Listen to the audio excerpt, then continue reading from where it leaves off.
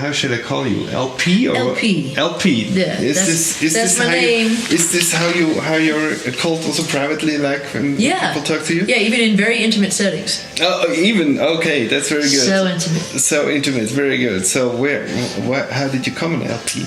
I mean, it's my full name is Laura Pergolesi. I know. You know, and it was just like a nickname, but I don't know, it just took me away from my birth name, which I feel like, you know, is fine, but I don't think they knew me when they named me. So I think LP sounds like a fully formed who I am name. Absolutely, absolutely. Who I feel like. It's not like it wasn't a stage name, it just became a stage name. Yeah. You know, so that's why it's not like that. You know? Okay. Since how long is that already? Oh, God. I don't know.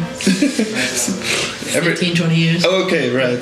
But ever you did music, you were known as LP? Yes. Yeah, okay, right. So, I mean, it's I it's great to have you here. It's great to be here. I like to listen to your music, and I think it's really amazing what you do in the music. Oh, thank you. Especially really the compositions and all this stuff. I really appreciate it very much. And the fact is that you write did write a lot of songs for big stars and all that stuff. How is it to write for different people and to see them performing your music on stage and having success with it? It's great. I love it. Yeah, I mean, I think it's you know, it's just another element of what I've wanted to do through music, which is connecting, and it's just like connecting with another artist over you know, a mutual feeling, or you know, them being cool with expressing a feeling that they think they also feel. So they're like connecting to something I wrote, which is the point, you know, in general. So I'll take it. I like how it's like that. It's a different form of it, you know. It's cool. How does it work? Do you have to know that artist which you're writing for, or is it just are they choosing a song? Sometimes. I mean, I think it helps with like, you know, the direction, you know. Yeah. So yeah, I mean, I think that's a nice thing. But sometimes it's just, you know, it surprises you. You're like, who wants that song? You know, like, really? Okay. You know, I think that's the wild card of everything. That's the wild card of music. That's like, you know, the gamble that is music. You sometimes never know when it's going to hit you. Yeah. It's nice. Yeah. So you offer the songs to the stars, or do they also especially write you? And you know, it depends. It happens through all kinds of ways. They like you as an artist, so they look up, you know, you, and then like they find out you write songs. They ask for songs. You know, I've had people just like ask for songs from me. You know, just what do I have lying around? Yeah, right. So yeah, I don't know. It depends, and you know, then I have publishers and stuff like that like, you know, pitch songs to people. Yeah, right. Do you have a kind of a brand, like a USP as LP? A brand? Yeah, I mean, like you know, like a trademark, of your music, of your songs. How would you describe it? If you have to offer it, if you pitch it. A trademark. Let's see. I think there's, you know, I think probably the emotional bend of my music is a kind of, I don't know if it's what I'd call it noteworthy or kind of a common thread in my music. You know, I'm a very like kind of emotive person. You know what I mean? Some say it's the Italian in me, you know, but I don't know. How much Italian is that? How much 50%? Italian? How much Italian is in? 75%. 75. Okay, yeah. That's quite a lot. It's that quarter Irish that keeps me so white. But that's cool. Yeah, very good mix, by the way. It's good for you know, drinking games and yeah, right. things like this. But yeah, I think you know, how I like to express what I feel with like how I vocalize it is like, you know, kind of, I guess, my biggest thing. How long do you work on songs? Is that a very spontaneous process, or is it? It depends, you know. I think my best songs come in a day or 2 days. 2 days is my favorite. Okay. Yeah. As far as the, you know, then they've got to be produced and all that stuff. Yeah, sure. You know what I mean? Course, That's like a different ballgame. But the actual writing of it is most often 1 or 2 days. You know, or there's like a song. You know, there's a song coming on the new record that's. I started it with the guy that I wrote Muddy Waters, you know, and then I sculpted it with, you know, Mike Del Rio and Nate. Okay. And it happens once in a while, and that's always nice, you know, because I just, you know, I know when something's not finished. Yeah. So I just felt like there was elements of it that were like so great that I wanted to then, you know, embellish and refine. There's a song called Dreamcatcher that is pretty much was fully formed, you know, and it's mostly like just gotten produced more, but the hit of the song, like the way it hits me, still feels the same, even though the music and production is much better, because it was just like literally like the guitar we had was broken, so we made a guitar sound on the piano and played the chords like that, and it had this kind of weird sound. But like things like that happen, and you know, songs would be sitting for a while. Like the song "Recovery" was an old a song I had. You know, I wouldn't say lying around. It wasn't like, you know, smoking weed and watching, you know, binge watching shit. But it was just sitting there for about 6 years. I don't know, something like that. Even? Yeah. Wow. Because that's a long time. It didn't really get. It didn't get the attention. I mean, people kept trying to get it cut. Like I remember, like this A&R guy that was one of my A&R guys at RCA said he played it for Christina Aguilera and Fantasia and people like that, and they were like, why doesn't she sing it? You know, like, really? I thought that was cool. Like really really cool of them, you know. And I think that, and you know, and I didn't write it for me. I wrote it about me. It was a very, very deep song for me, and but I didn't know what was happening with my artist career at the time. So I think, you know, that's the thing about songs that I love, is that you just keep writing them, and like, you know, if they find their way, you know, and some don't, of course, and it's tragic sometimes, but I love the fact that a song can like suddenly like find its way somewhere, and then it, you know, it just makes you even more appreciate the lottery ticket nature of all this. You know, you just like, you know, you get a break. It's like, it's exactly what it means. It's like, whew. right.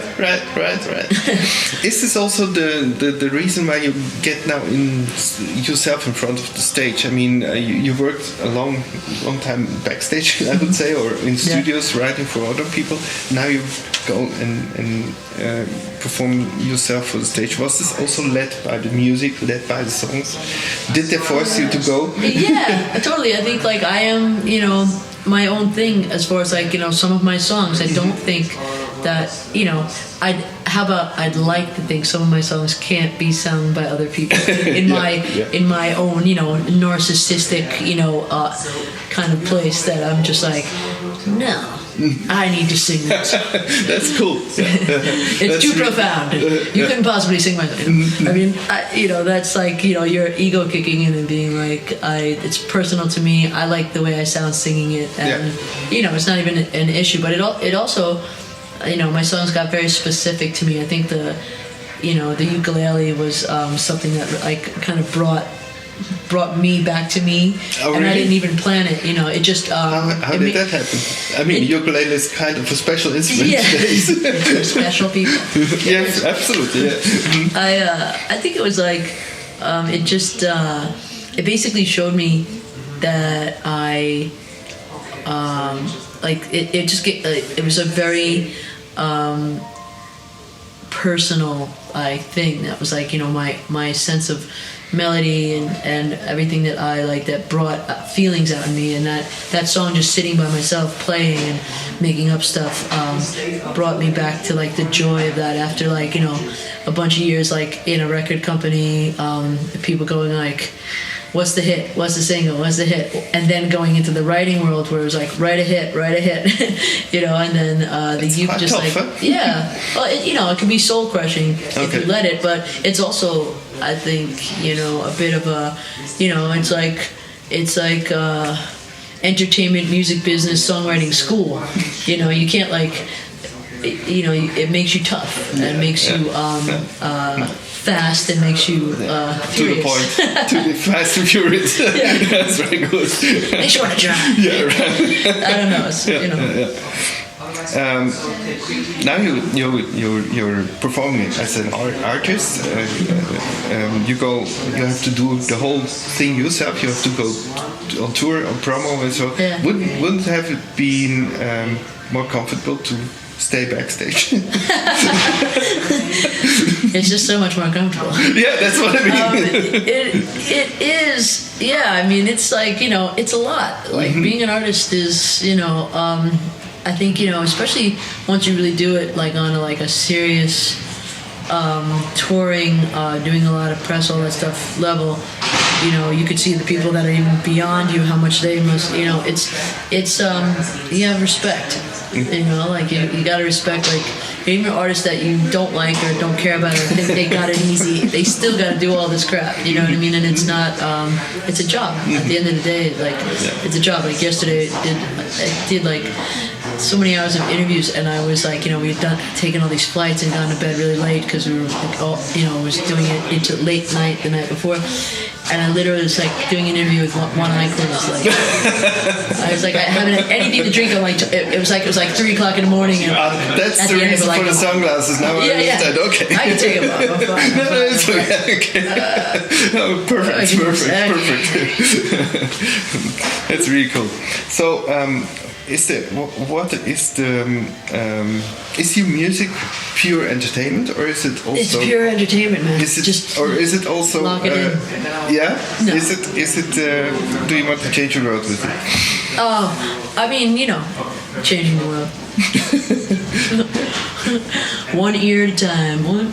Yeah, right. I don't know. I mean, of course, you know, in my own way, I have aspirations to change the world, if only through, you know, being myself and encouraging, you know, other people to do the same and to, you know, stand up for their self-respect and dignity and who they are and you know, I just think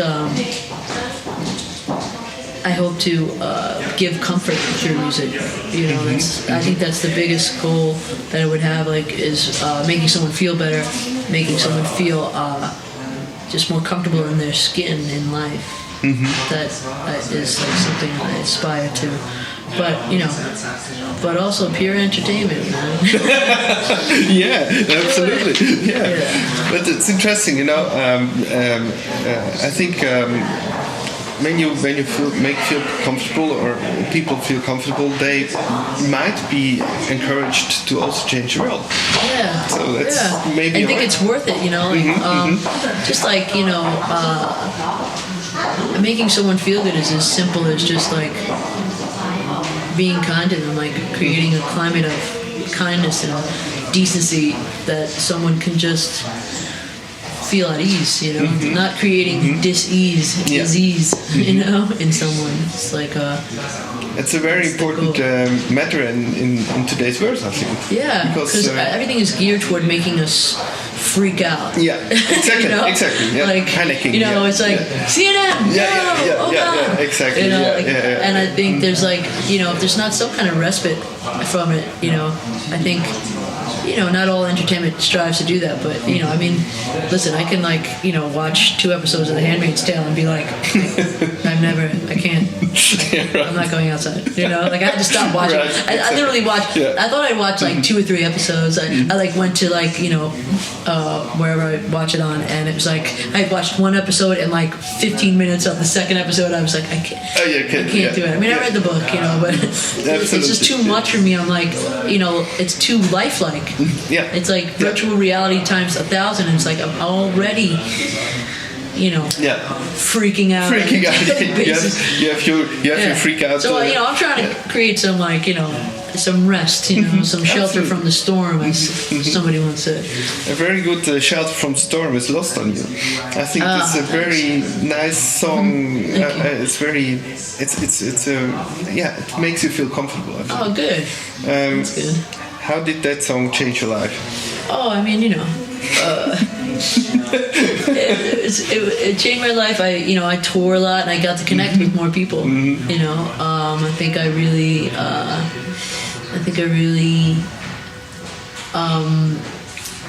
kind of got lucky, especially in the sense that I feel like that song represents me, very well.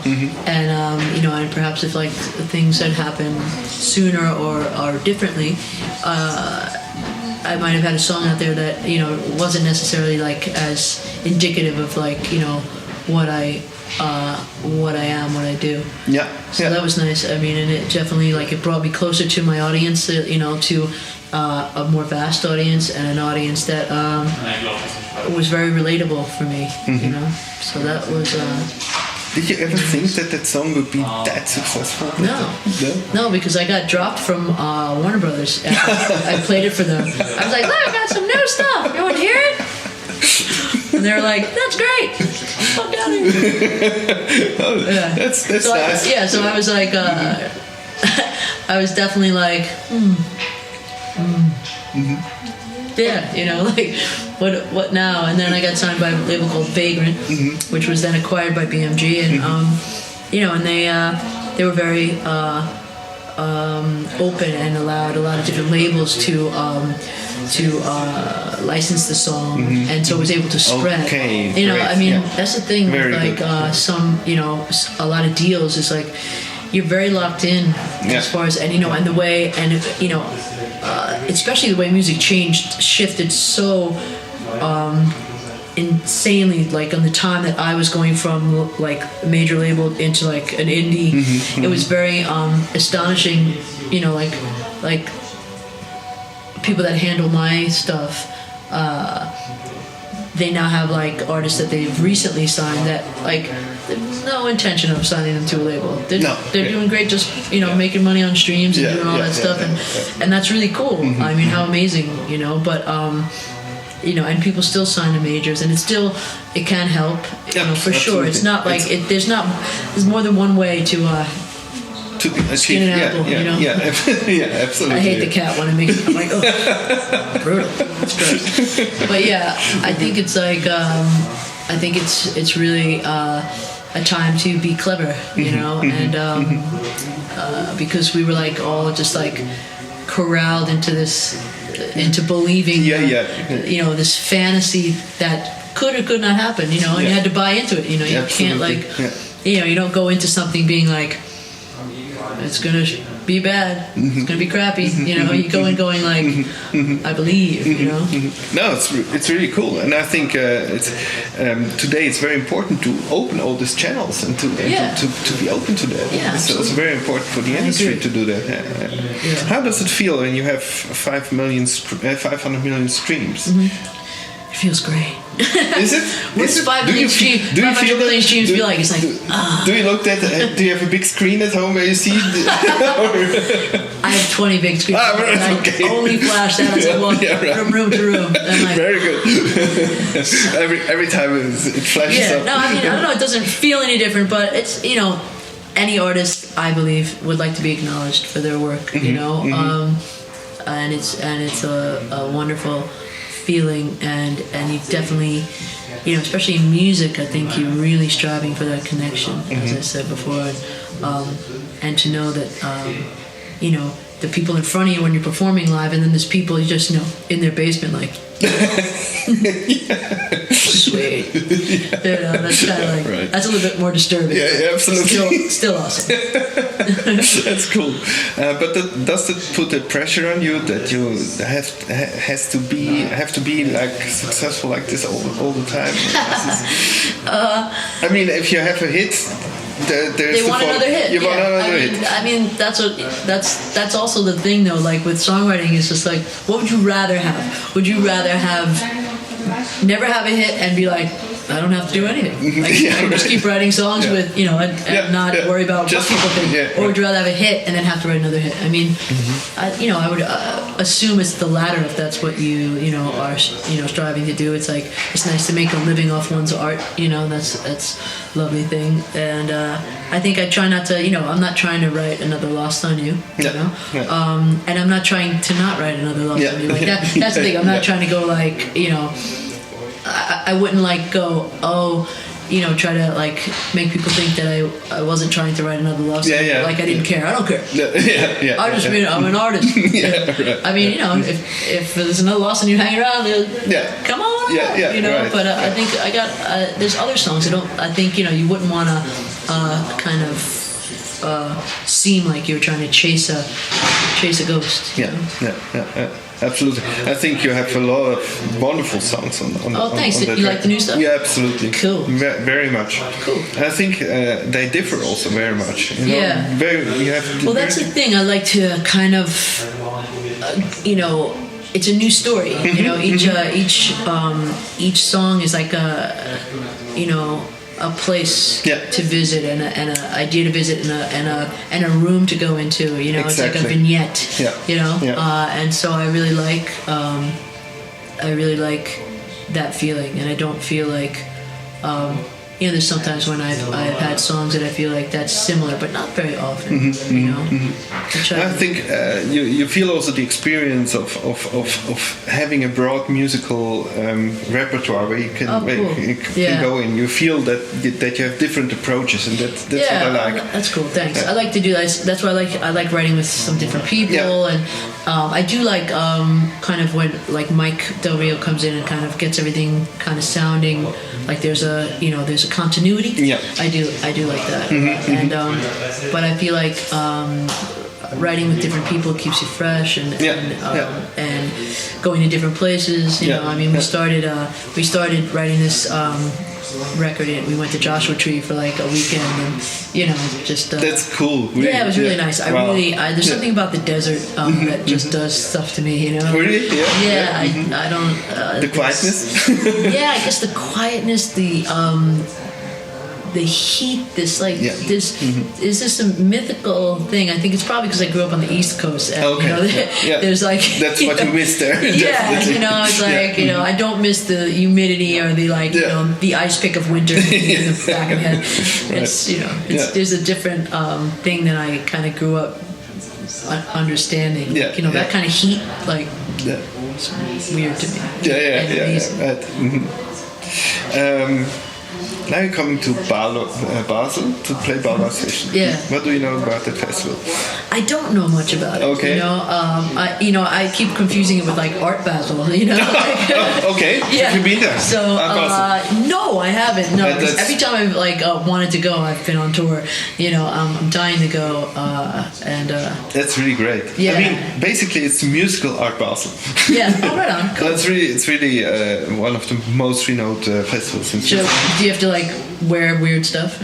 No, you can wear what you want, whatever you want. Okay. One of the greatest concerts I saw there was Grace Jones, and see, that's what I'm talking about. She sounds like the quintessential perfect absolutely music Basel. And after every song, she changed her outfit, and she was walking on the tables. You know, so it was really you can do whatever you want. I would die to see that. No, that was really amazing. Yeah, and I saw a show of hers, like her old boyfriend or husband, at the Louvre. Right. Recently, it was incredible. That was. I mean, she had her Japanese clothes. What is the designer of her clothes? Yamamoto. Yamamoto, right? And it was so amazing, you know. And to change all that and to get it in a concert, it was really amazing. I think. No, it's a very decent festival. People are sitting on the tables, so sitting at tables, you know, with the candlelight and a glass of wine. Amazing. So it's not. I love that kind of stuff. Yeah, you like it? Yeah, I'm not like I can do like. You know, I do private like things sometimes, and like you know, and those kind of like black tie kind of events. I've done them a bunch, like, you know, charity things like that, and I really like them. It's just a different kind of audience, and you know, there's nothing like wrecking someone's dinner. Yeah, you're right. I love it. It's great. Very good. LP, thank you so much. Thank you. It was very, a pleasure. very nice meeting Thanks. you, Me too. and looking very much forward to see you in Basel. Me too. It's really cool. Yeah, Thank you so much. Bye. So, bye bye.